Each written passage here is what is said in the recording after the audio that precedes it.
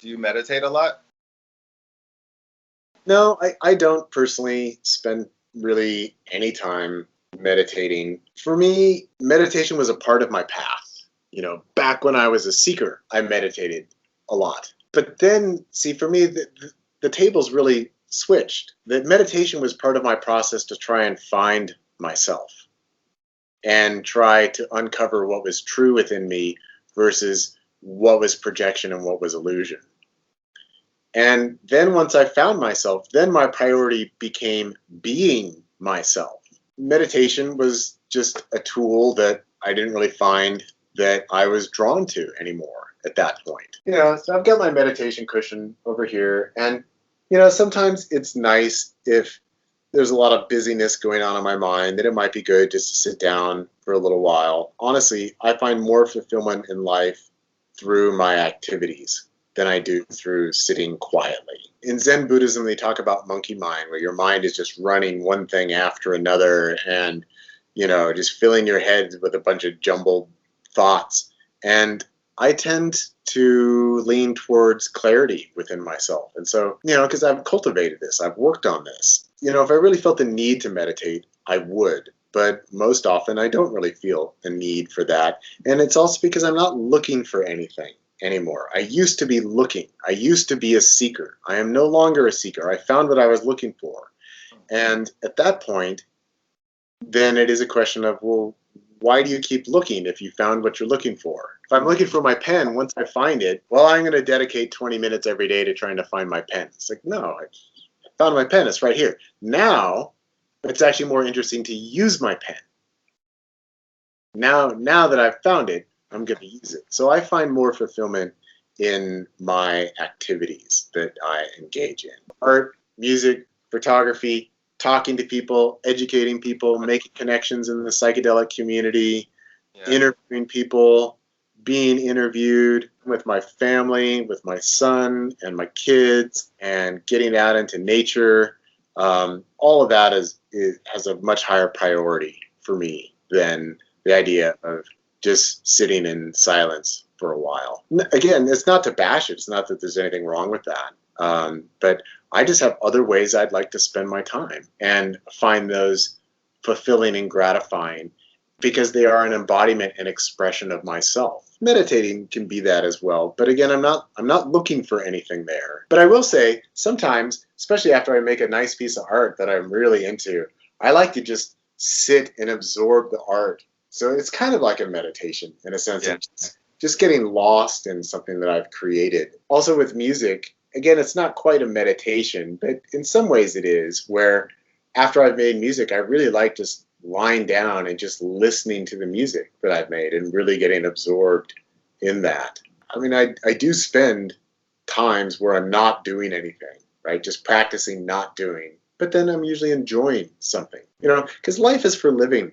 I've spent enough time on a meditation cushion. With meditation, it's something that really can serve people, but it's also important to recognize that if you reach a point where it's not really serving you, it's okay not to meditate. It becomes, for some people, it can become another prop of the ego, another thing that they think they should do. In doing a lot of consultations with people, sometimes people telling me about, I spend 3 hours every day meditating and I'm really working on it. I end up advising people. It's like, well, I'd actually recommend you do less of that and maybe go out and live your life a little bit more and find what actually inspires you, what makes you feel alive, and that there is a discovery of the self through doing that is just as valid and just as important. And that also sometimes people use meditation or their spiritual practice just to spiritually bypass and to not actually engage in their own lives or in their own issues. Like, I'm having a tough day, so I'm going to go meditate.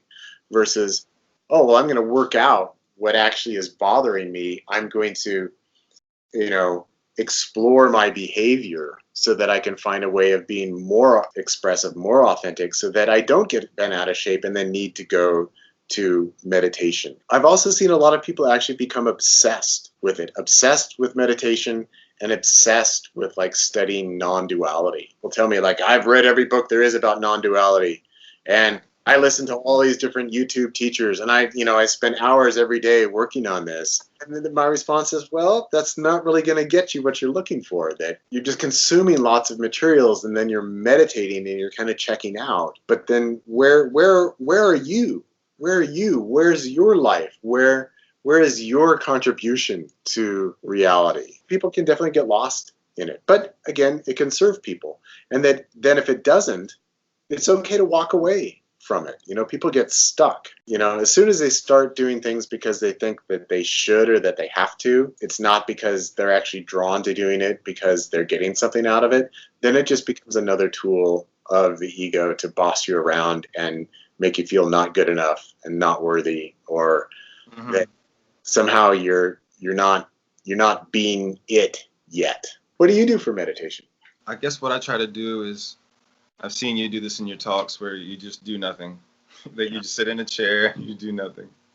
So I just try to practice that. Well, one of the things that I do encourage, like mindfulness is a big thing these days. And it's really been, in many ways, it's been kind of stripped down and watered down from its Buddhist origins. But you can get all these, this is what blows my mind. You get all these apps for your phone about practicing mindfulness with the app on your phone. And like, well, damn, that's like not it. Right, you have to use an app on your phone. That's definitely not it.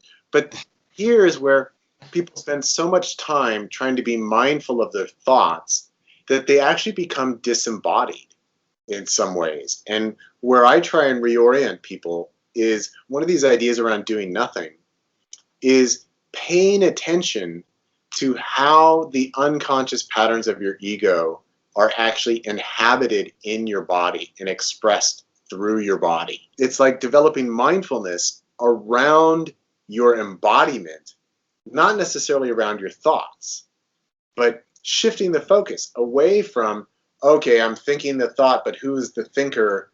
Oh, and I am the observer of the thought that is arising, and I am also the judge of the thought that is arising. Like the people, they just get in their heads a lot, and people sit there practicing meditation with their legs crossed, and then their legs are going numb, and they're not actually being embodied.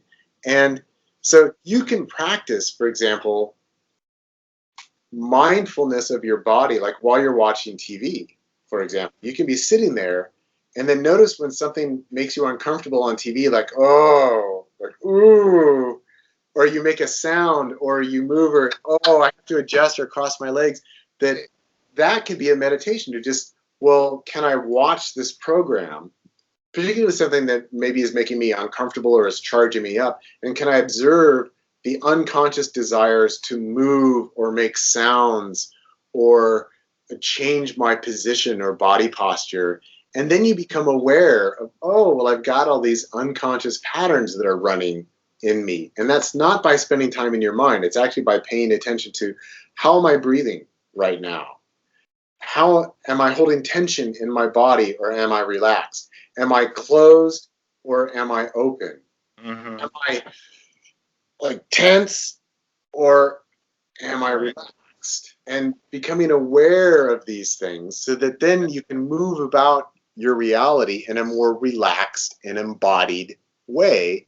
And that in and of itself can help get you out of your head. The thing about meditation is that, a big place, of course, where the ego resides is in the mind.